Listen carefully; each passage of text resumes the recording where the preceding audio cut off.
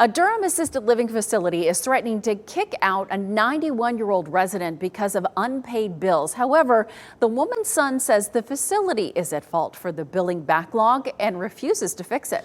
WRAL Investigates Sarah Kruger shows us why his frustration soon turned to disbelief. This has just been a big, huge headache. A headache David Stinson doesn't need as he tries to enjoy what time his 91-year-old mother has left.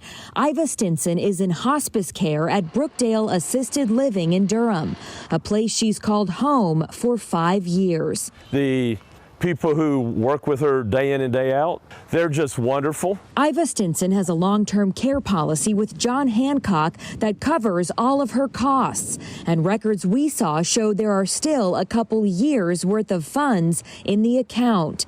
Stinson admits his mother's Brookdale payments are about $40,000 behind.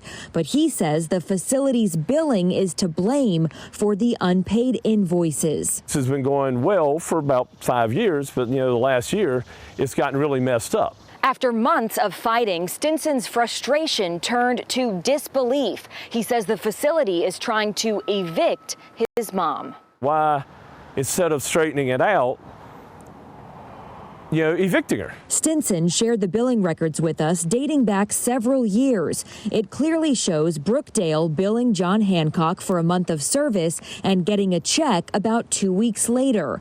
But the past 12 months or so is a different story. They'll go no billing. It'll be 2 or 3 months of billing. They missed a long enough period that John Hancock assumed she either died or got better and left. Stinson has spent hours comparing records, identified where he thinks Brookdale erred, and asked them to send in correct invoices, but he's getting nowhere. All they got to do is correct the invoices, send them in, they get paid. Stinson points to leadership changes as a possible reason behind billing issues, but says in the past it's always been fixed. Now the facility's fix is simply kicking out his mom. I don't understand it, and that's what's really frustrating. At this point, if your mom did have to get moved out of here, if she did get evicted, what would the impact be on her? She's on her last few months as it is. I think it would just expedite that. Sarah Kruger, WRAL News, Durham. We reached out to Brookdale last week. Stinson says as soon as we got involved, the facility started fixing its billing. We also learned today that the business office manager no longer works there. However, the eviction notice still hasn't been rescinded.